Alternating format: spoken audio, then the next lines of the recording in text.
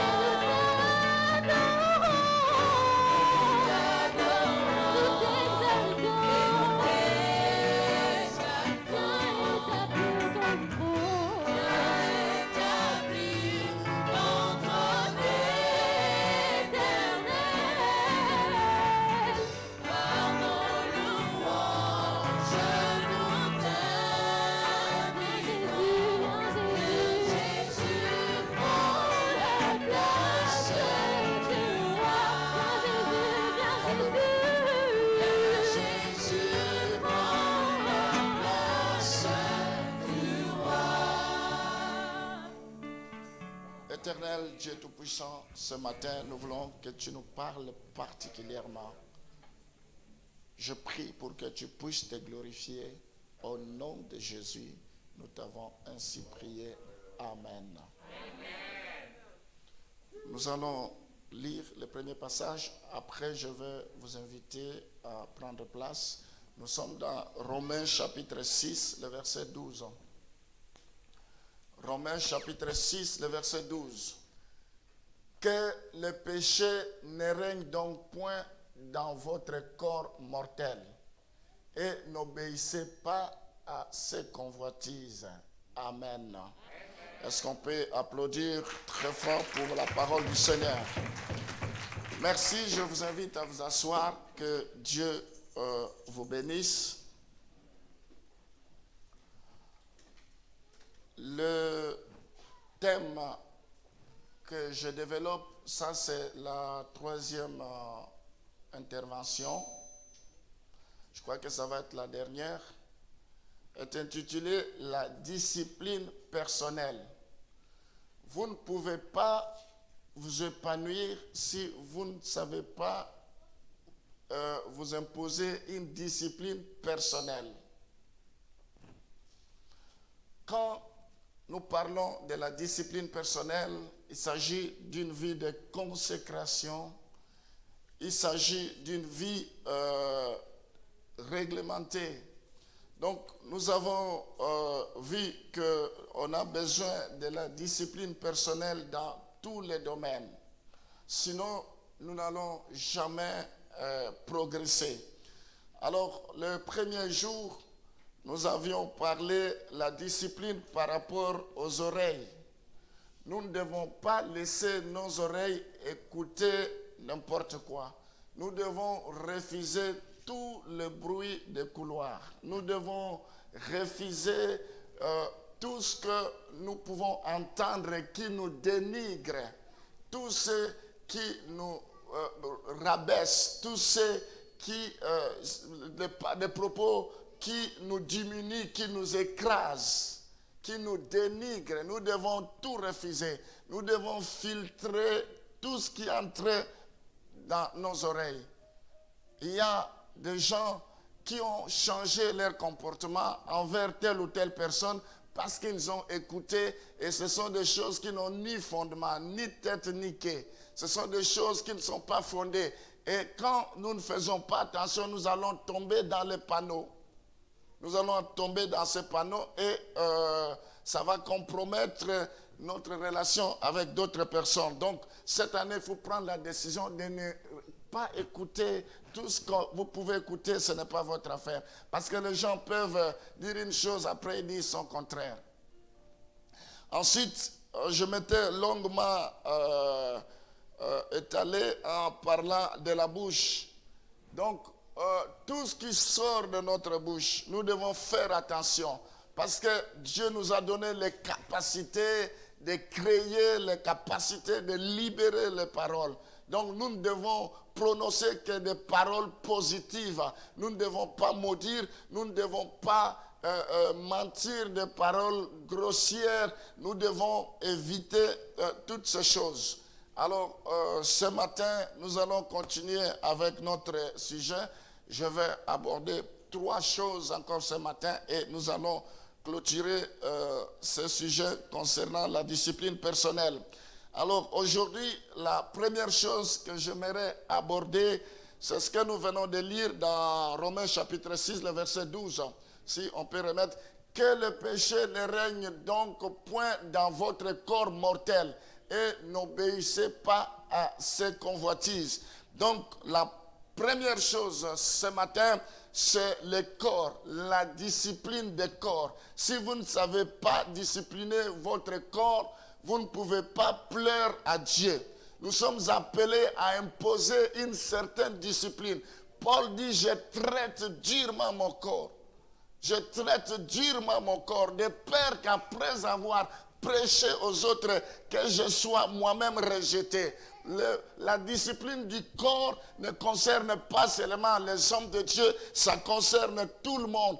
Que le péché ne règne donc point dans votre corps. Est-ce que votre corps, il y a des péchés qui règnent ou pas? Parce que tant que nous serons sur la terre, tant que nous serons sur cette terre, on aura toujours un corps et une chair. Le corps, c'est l'enveloppe que nous voyons là. La chair, par contre, est notre ancienne nature. Vous pouvez être dans le Seigneur, mais si toutes les conditions ne sont pas réunies pour que votre chair ne puisse pas avoir l'influence sur vous, malgré les prières que vous pouvez, vous allez toujours vous retrouver avec les œuvres de la chair. La Bible dit, or les œuvres de la chair sont manifestes. La colère, la haine, l'envie, l'hypocrisie, le mensonge, l'orgueil, toutes ces choses. Donc nous avons besoin d'une discipline de votre corps. Vous devez discipliner votre corps. Votre corps veut tout envier. Votre corps veut tout posséder. Votre corps veut tout avoir. Alors que la Bible dit, il y a un combat qui se passe entre la chair et l'Esprit de Dieu qui est en nous. Amen. Romains chapitre 12, le verset 1er. La Bible dit, ne marchez pas selon la chair, mais marchez selon l'Esprit. La Bible dit, je vous exhorte donc, frères, par les compassions de Dieu, à offrir vos corps comme un sacrifice vivant, saint, agréable à Dieu, ce qui sera de votre part un culte raisonnable. Nous devons offrir nos corps à Dieu. Nous devons, comme Christ est mort à ce qui concerne le péché, à ce qui concerne les œuvres de la chair, nous devons mourir aussi à ce qui concerne le péché et renaître à nouveauté de vie, devenir de nouvelles créations. Amen. Est-ce que tu as déjà offert ton corps au Seigneur? Est-ce que tu as déjà offrir son corps, c'est-à-dire notre corps ne nous appartient plus, notre corps appartient au Seigneur. Nous sommes de nouvelles créations, de nouvelles créatures. Amen. Mais bien aimés, il est important que nous connaissions que notre corps peut être un obstacle pour que nous puissions servir le Seigneur.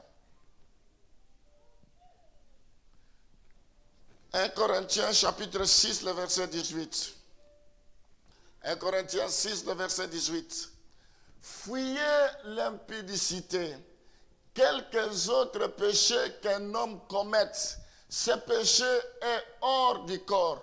Mais celui qui se livre à l'impudicité pêche contre son propre corps. Nous devons fuir l'impudicité.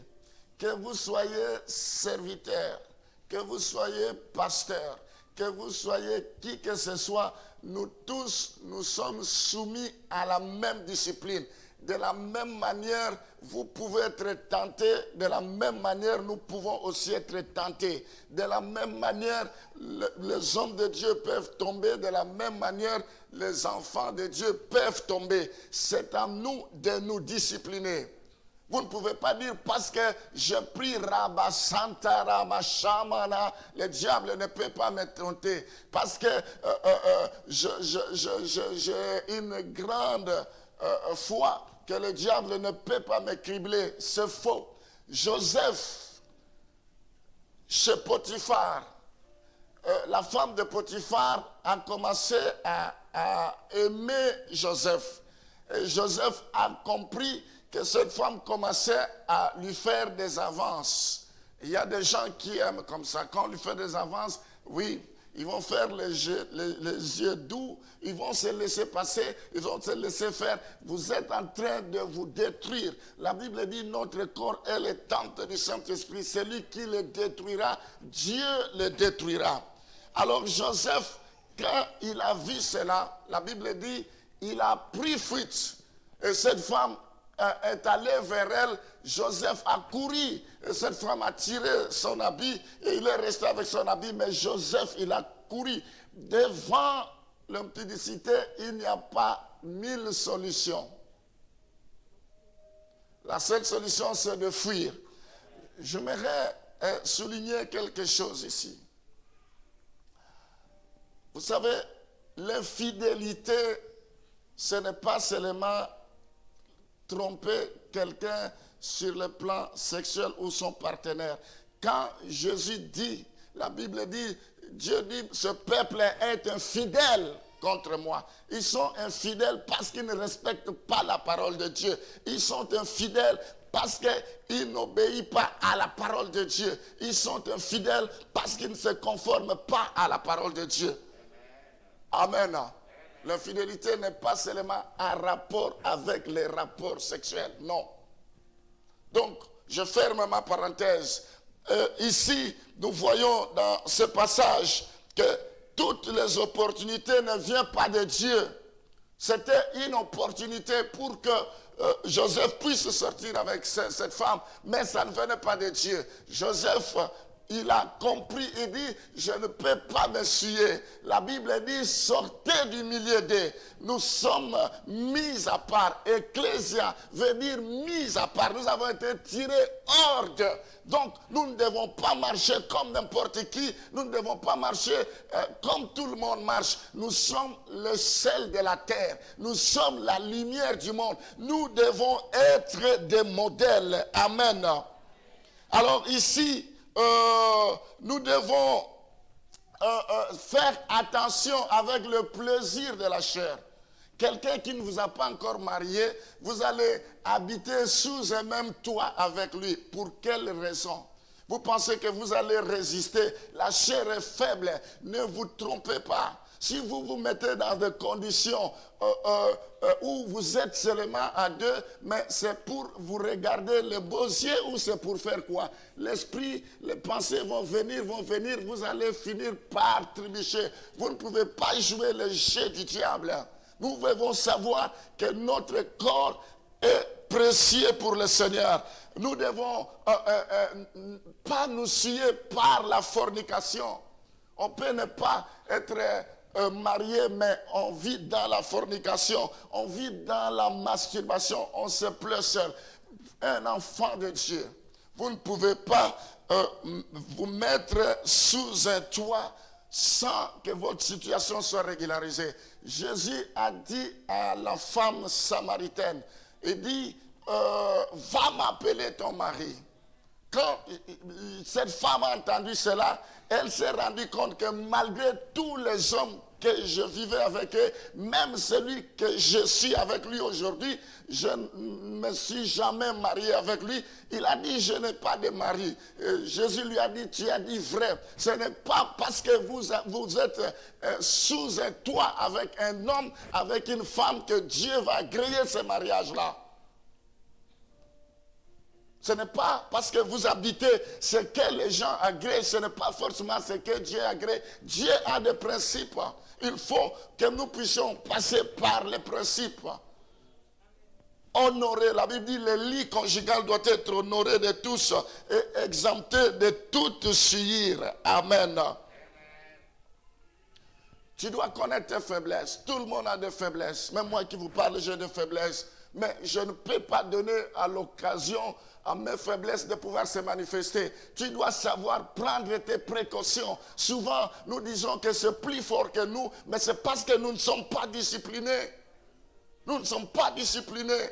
Nous avons perdu une sœur, la sœur Raoul le connaît. Cette sœur il y a un frère qui voulait l'épouser. Finalement, ça ne s'est pas bien passé. Vous savez, le fiançailles, ce n'est pas le mariage. Le fiançailles peut toujours s'arrêter. Alors, ça ne s'est pas bien passé.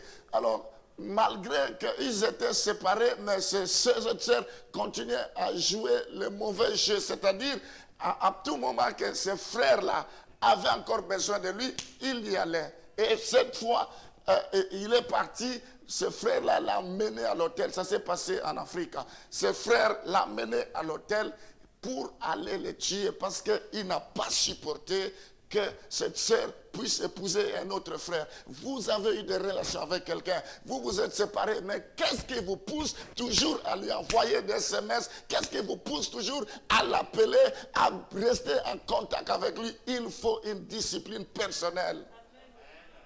Il faut une discipline personnelle, on ne peut pas y jouer avec le feu. Ou vous êtes séparés, ou vous n'êtes pas séparés. La Bible dit que votre oui soit oui, que votre non soit non. Romains chapitre 6, le verset 13. Continuez à jouer comme ça. Vous ne savez pas ce que l'ennemi est en train de creuser pour vous. Ne livrez pas vos membres au péché comme des instruments d'iniquité, mais donnez-vous vous-même à Dieu comme étant vivants des morts que vous étiez et offrez à Dieu vos membres comme des instruments de justice. Amen. On va lire aussi Romains chapitre 6, le verset 19. Romains 6, le verset 19.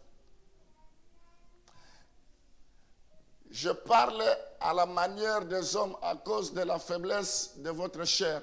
De même donc que vous avez livré vos membres comme esclaves à l'impureté et à l'iniquité pour arriver à l'iniquité, ainsi maintenant livrez vos membres comme esclaves à la justice pour arriver à la sainteté. Nous devons soigner notre corps. Nous devons être élégants, coquettes. C'est comme ça quand nous parlons de mariage. Pourquoi les hommes ou les femmes vont voir ailleurs? Parce que des fois, nous n'accomplissons pas notre tâche en tant que femme, en tant qu'homme. Donc, il est important que nous puissions veiller sur notre corps. Il est important que nous puissions soigner notre corps. Donc la discipline du corps, c'est très très important. la discipline du corps. Cette année, il faut te discipliner par rapport à ton corps. Parce que ton corps peut être un objet de scandale. Alors, notre façon de nous habiller, notre accoutrement, nous devons savoir nous habiller d'une manière décente, d'une manière, je ne sais pas, d'une manière, comme la Bible nous dit, d'une manière décente, c'est tout ce que je trouve que je peux dire. Donc, il faut que nous puissions veiller à cela. Nous n'avons pas besoin de nous exposer. Nous n'avons pas besoin de donner l'accès au diable, parce que le diable rôde comme un lion rugissant, cherchant qui il dévorera. Amen. Maintenant, la deuxième chose. La première discipline ce matin, c'est le corps. Vous devez veiller sur votre corps. Le corps a des désirs contraires à celui de l'esprit. Vous ne devez pas céder aux œuvres de la chair. Vous ne devez pas céder aux passions de la jeunesse. Vous ne devez pas céder à la convoitise des yeux. Vous ne devez pas céder à l'orgueil de la vie. Vous ne devez pas céder à tout ce que votre cœur, votre corps désire.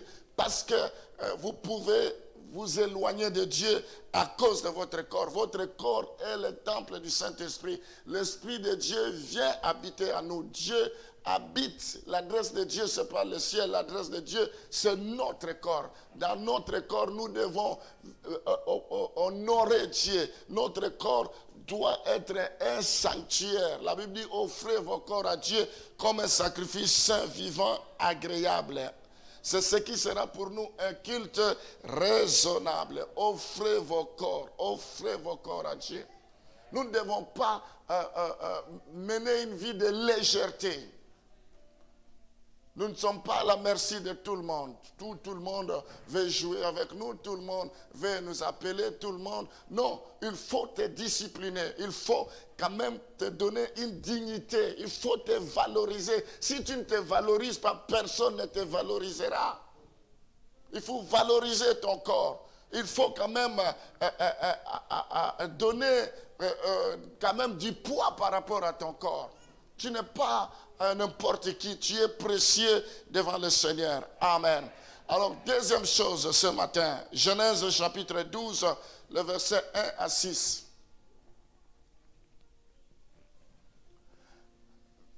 L'Éternel dit à Abraham, va-t'en de ton pays, de ta patrie et de la maison de ton père, dans le pays que je te montrerai. Je ferai de toi une grande nation. Non, c'est le verset 1er et le verset 6. Abraham parcourut le pays jusqu'au lieu nommé Sichem, jusqu'aux chaînes de Morée. Les Cananéens étaient alors dans le pays plutôt. Alors, la deuxième discipline, c'est le pied. Nous devons discipliner nos pieds. Dieu dit à Abraham, quitte ton pays, va. La réussite d'Abraham se repose dans deux choses. La première chose, c'est le sacrifice. Vous ne pouvez pas réussir si vous ne savez pas sacrifier à Dieu, si vous ne savez pas offrir à Dieu.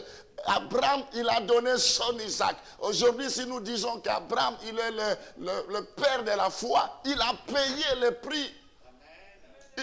Il s'est engagé. Dieu dit, donne-moi ton Isaac, donne-moi ton fils. Nous voulons l'élévation, nous voulons le succès, nous voulons la percée, mais nous ne voulons pas sacrifier qui ne risque rien à rien. Dieu a toujours aimé le sacrifice. La Bible dit, Dieu a tant aimé le monde. Il a donné son fils. Il ne s'est pas seulement arrêté par aimer, mais il a matérialisé cela. Il a concrétisé cela en donnant son fils. Si vous ne savez pas offrir, vous ne pouvez pas aller loin. Abraham, c'est à cause des sacrifices. Alors, la deuxième chose qui a fait la réussite d'Abraham, c'est la marche. Dieu lui a dit dans ce verset que tu dois parcourir le pays jusqu'au lieu nommé Sichem.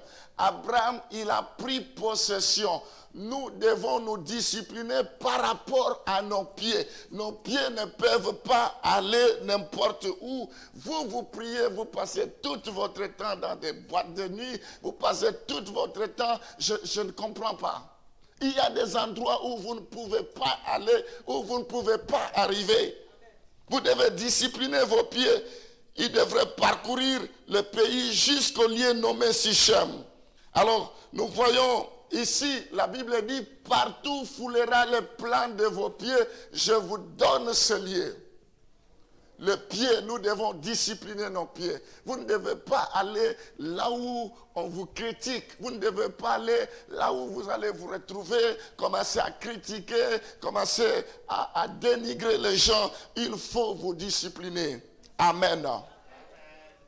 Abraham savait se discipliner. Il n'allait pas n'importe où. On va lire Genèse chapitre 16. La Bible dit, ils sont beaux les pieds de ceux qui annoncent l'évangile. Ils sont beaux les pieds de ceux qui annoncent l'évangile. Même Jésus n'allait pas dans toutes les maisons. Jésus n'allait pas partout. Il choisissait. Nous devons nous discipliner. On ne peut pas nous retrouver partout. Non. Genèse chapitre 16, le verset 8 à 9. Il dit, Agar, servante de Sarah, d'où viens-tu et où vas-tu? Sarah n'avait pas de vision. Agar n'avait pas de vision. Quand on n'a pas de vision, on commence à se promener ça et là. On sort, on prend le bus, on n'a pas de vision, on commence à se promener comme ça. Tu rencontres quelqu'un, il t'amène à gauche, tu rencontres quelqu'un, il t'amène à droite, et tu n'as pas d'objectif de vision. Sarah, il a rencontré l'ange. Il dit, d'où viens-tu, où vas-tu? Tu n'as pas de vision, Sarah. Elle répondit, je fuis loin de Sarah, ma maîtresse. Le verset suivant.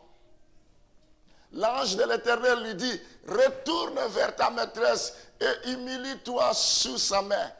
Il est parti sous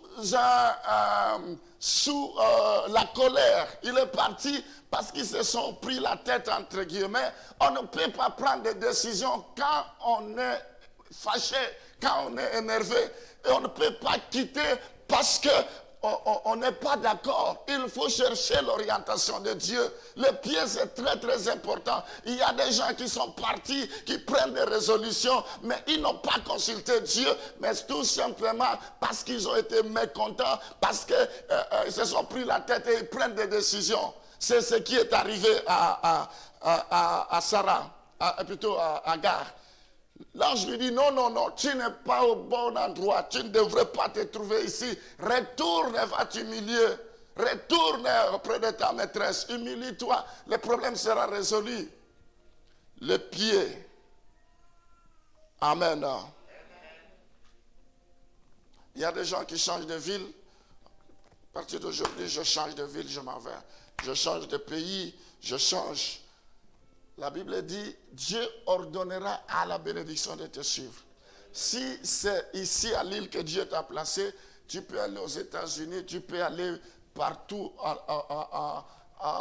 au Canada, tu peux aller partout, ça ne marchera pas. Parce que Dieu te voit ici à l'île. C'est une décision qu'on ne peut pas prendre à la légère.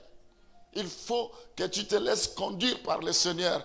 Alors, le pied, Abraham, Dieu lui dit, va, prends possession. Quand nous utilisons nos pieds, nous prenons possession des endroits où nous sommes. Quand nous venons vous visiter, nous prenons possession de cet endroit. La Bible dit, partout foulera le plan de vos pieds, je vous donne ce lieu. Amen.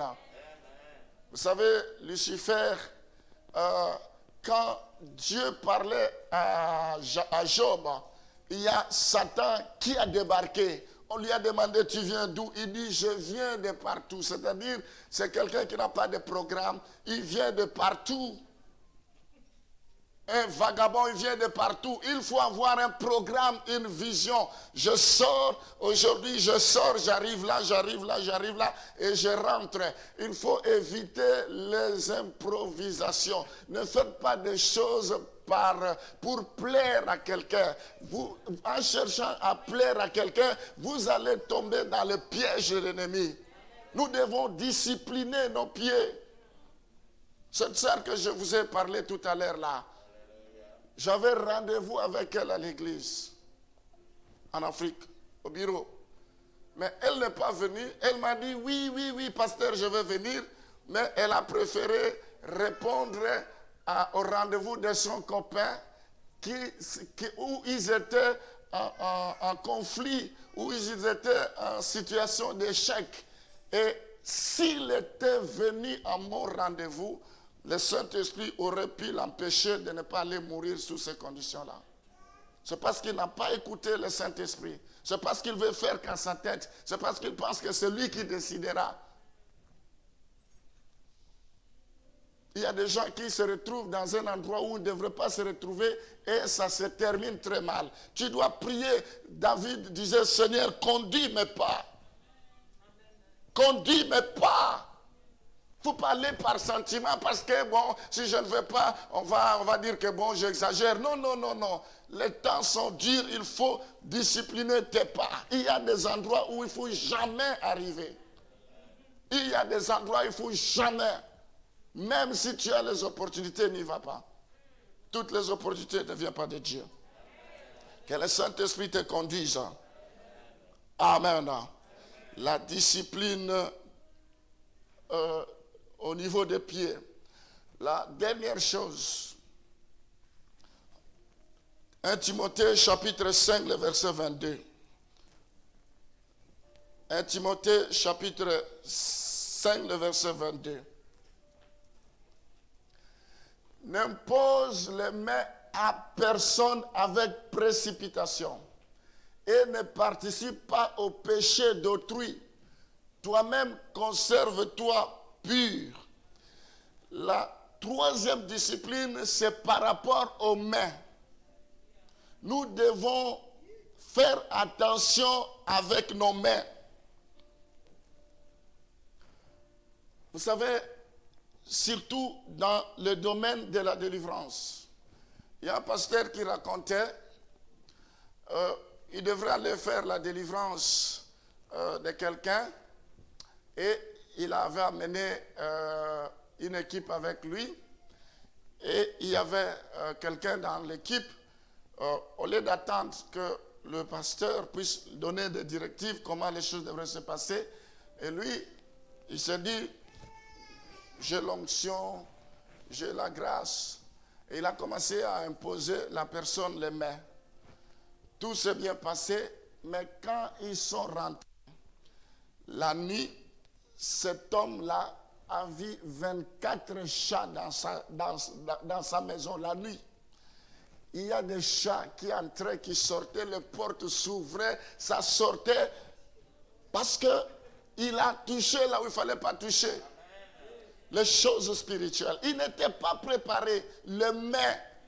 La Bible dit n'impose pas les mains avec précipitation. Quelqu'un vient, oui, impose pas les mains, rachat, mama. Tu ne sais pas qu'en imposant les mains, on peut te communiquer quelque chose. Alors, quand on chasse les esprits, la Bible dit les esprits vont errer. Et après, ils disent, nous allons retourner là où nous sommes sortis. S'ils viennent et trouvent que la maison n'est pas honorée, la maison n'est pas protégée, ils vont entrer. Sinon, ils vont aller chercher 7 autres esprits. Mais nous qui chassons les esprits, ils ne sont pas loin. Ils sont toujours en train de nous guetter. Ils sont toujours en train de nous chercher. Je me souviens à Bapom, on a fait une délivrance d'une famille et on a fini. Après, on est sorti, je devrais accompagner le frère qui était avec moi sur l'autoroute pour la première fois. J'allais comme ça et je me suis retrouvé dans le sens inverse, comme un chauffard, comme quelqu'un qui a bu. La voiture a commencé à bouger, le frère a dit Jésus. Et on a compris que les esprits qu'on venait de chasser étaient en train de nous poursuivre. On a de justesse failli la mort. Et il n'y a il n'y a qu'une seule position que les esprits ne peuvent pas, c'est à genoux. Il faut savoir prier à genoux. Aucun esprit ne peut fléchir les genoux. Quand un esprit commence à fléchir les genoux, c'est-à-dire il est désarmé. Les esprits sont têtus, ils ne fléchiront jamais les genoux. Il faut savoir fléchir les genoux. C'est une bonne position de prier. Parce que Dieu opère. Amen. L'imposition des mains. On était à Bapom, une sœur qui avait des esprits et il avait toujours tendance. On est en train de prier, je le vois, il commence à imposer les gens à ses côtés, les mains. Il dit c'est l'esprit de Dieu qui lui dit, mais Dieu n'est pas un Dieu de désordre, c'est un Dieu d'ordre. Sur base de quoi vous pouvez commencer à imposer les gens? Sur base de quoi? Vous n'êtes pas leur père spirituel. Vous ne les suivez pas spirituellement. Vous commencez et vous aussi vous donnez les mains. On va m'imposer les mains. Ne donne pas votre tête à n'importe qui de vous imposer les mains. Amen. La discipline des mains. Paul dit, ne fais pas par précipitation. Prends ton temps. Il y a des gens qui on a imposé les mains pour plaire. On a imposé les mains tout simplement, mais ça n'a jamais eu d'impact parce qu'on l'a fait par précipitation ou on l'a fait juste pour régler une situation. Non, mes bien-aimés. Donc, la discipline des mains. La première chose, les mains symbolisent la puissance. Donc, il y a ce côté. Vous connaissez l'histoire des fils de Cépha. Ils ont vu Paul chasser les démons. Ils ont vu Jésus chasser les démons. Il dit, nous aussi, nous allons chasser les démons. Quand ils ont commencé à chasser, ces esprits les ont poursuivis. Il dit, nous connaissons Paul, nous connaissons Jésus. Toi, qui es-tu? Qui es-tu? Et ils ont déchiré les habits. Tu n'es pas en règle avec Dieu, tu ne crains pas Dieu, tu ne vis pas une vie de sanctification. Il dit, au nom de Jésus, au nom de Jésus, il est en train de se moquer de toi. Il est en train de se moquer de toi. Il faut une vie de sanctification pour que tu aies le pouvoir, l'autorité de chasser les démons, de prendre possession. C'est comme ça la discipline du corps. Il y a des petits démons qui nous tourmentent parce qu'il n'y a aucune discipline. Demain il s'en va, il revient. Demain il s'en va, il revient parce que nous ne sommes pas disciplinés. Parce que nous n'avons même pas encore consacré notre vie au Seigneur. Ah, Seigneur, viens. Il ne va rien. L'ennemi est là, il est en train de se moquer de toi. À peine fini, il va te cribler. Les mains aussi, c'est l'image du travail. Il faut avoir une vision avec tes mains. Dieu t'a donné les mains. La Bible dit, l'homme travaillera à la sueur de tes mains. Il faut valoriser tes mains. Il faut travailler. Dans 2 Thessaloniciens chapitre 3, le verset 10. Dieu n'appelle jamais un paresseux. Dieu n'appelle jamais quelqu'un qui ne veut pas travailler. Je vis en Afrique, les gens échouent dans les études. Ils disent, Dieu m'a appelé. Ce n'est pas parce que tu as échoué dans les études que Dieu t'a appelé. Les gens ne veulent pas étudier, ils disent Dieu m'a appelé. Dieu n'appelle jamais un paresseux. Nous vous invitons, ces gens-là, et nous les exhortons par le Seigneur Jésus-Christ à manger leur propre pain en travaillant paisiblement. Donc le verset 2 Thessaloniciens chapitre 3, le verset 10. La Bible dit que celui qui ne travaille pas ne mange pas non plus. Nous devons travailler, nous devons valoriser le travail de nos mains. Nous devons respecter le travail des autres, quel que soit le travail. Parce que tout travail procure l'abondance. Amen.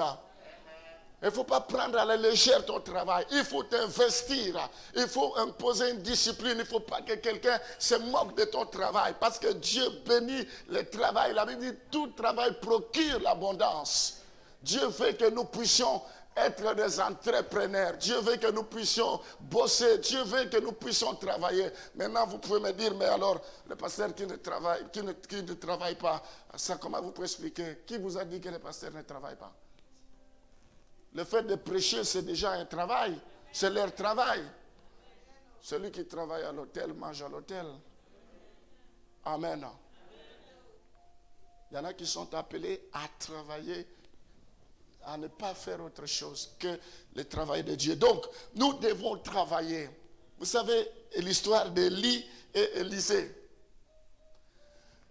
Élie est venu trouver Élisée en train de labourer et il avait de peur de bœuf. Et il a jeté le manteau. Il dit, souviens-toi de ce que je fais. Et après, il est parti. C'était l'appel. Donc, Dieu appelle que les gens qui travaillent. Vous voulez servir Dieu dans l'église, vous ne travaillez pas. Vous pensez que Dieu va vous élever comme ça et il va faire de vous ministre, il va faire de vous ceci, cela. Ça ne se fait jamais. Vous devez commencer quelque part. Et si vous êtes fidèle dans les petites choses, vous le serez dans les grandes choses. C'est en étant fidèle dans ce que vous faites, Dieu va vous tirer comme ça. Il prend quelqu'un dans la boue, il l'élève. Il prend celui qui est élevé, il l'abaisse. Je n'ai pas commencé par être pasteur. Quand je suis venu dans mon église, quand je m'étais converti, j'ai reçu le baptême. Après, j'aimais beaucoup le service de protocole. J'étais dans le protocole. Après, j'aimais beaucoup l'intercession. J'étais dans l'intercession. Et après, Dieu a commencé à me pointer. Les gens prophétisaient, les hommes de Dieu. Moi-même, je voyais des choses, tout ça. Et ça commence comme ça. Tu viens, tu croises les mains. Tu dis, j'attends jusqu'à ce que Dieu va m'appeler. Fais d'abord ce que tu es capable de faire et Dieu fera le reste. Tu ne fais rien, tu dis Dieu m'a appelé, Dieu m'a appelé, Dieu t'a appelé. Où sont les traces de ce que Dieu t'a appelé? Dieu ne prend pas quelqu'un comme ça, il le lève. Il y a toujours un parcours avec le Seigneur. Il faut apprendre, il faut être quelque part. Donc, il faut travailler dans l'œuvre de Dieu. Vous ne pouvez pas être béni si vous ne savez pas travailler pour le Seigneur. Amen. La discipline des mains. Il faut discipliner tes mains.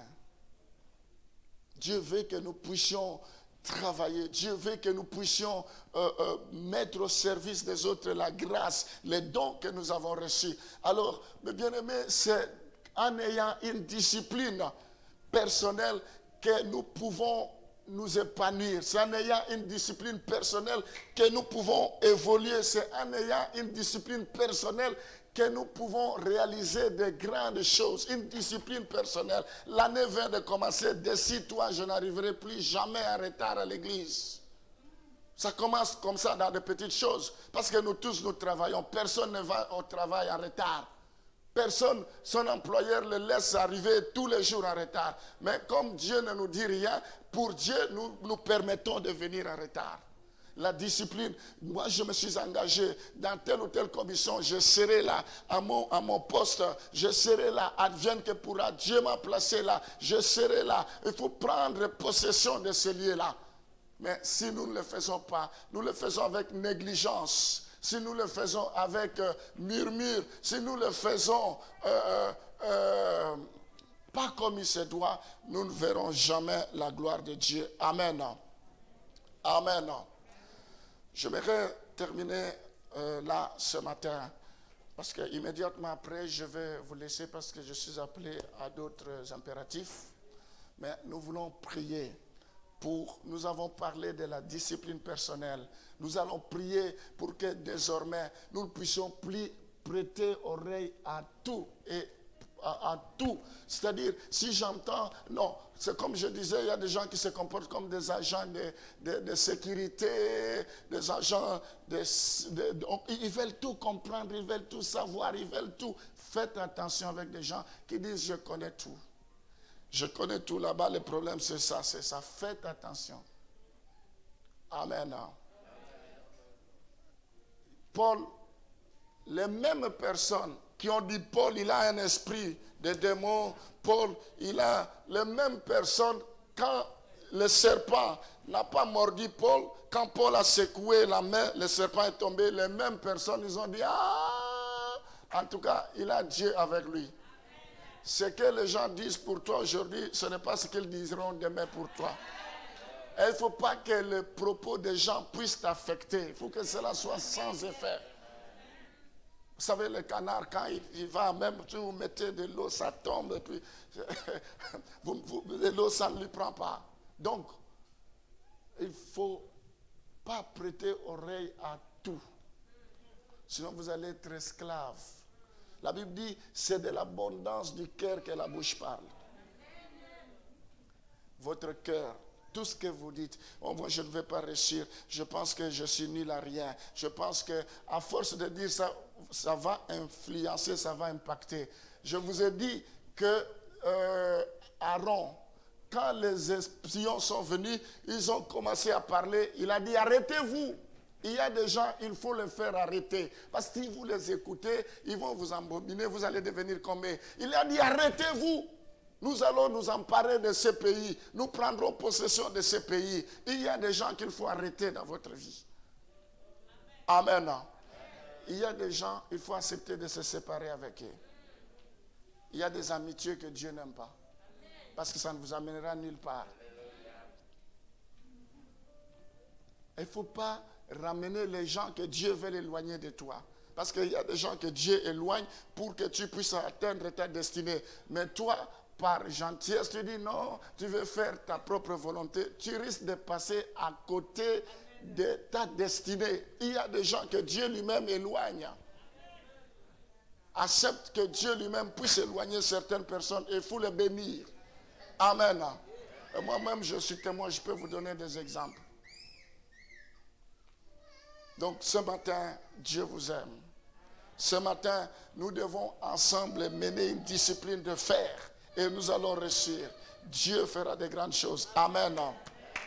Je vous invite à vous lever et nous allons prier. J'invite les chantres s'ils peuvent revenir. Seigneur, je prie pour recommander tous ceux qui sont connectés à ce moment, qui nous ont suivis. Nous les bénissons. Nous prions pour que ta parole puisse les influencer positivement. Seigneur, nous prions pour que le Saint-Esprit puisse continuer à agir dans leur vie, que le Saint-Esprit puisse continuer à opérer, que le Saint-Esprit puisse continuer à les enseigner. Nous les bénissons maintenant. Nous déclarons que cette semaine, c'est une semaine bénie, que leur vie soit mise à part, que leur vie soit sacrée et consacrée dans le nom de Jésus. Nous t'avons ainsi prié. Amen.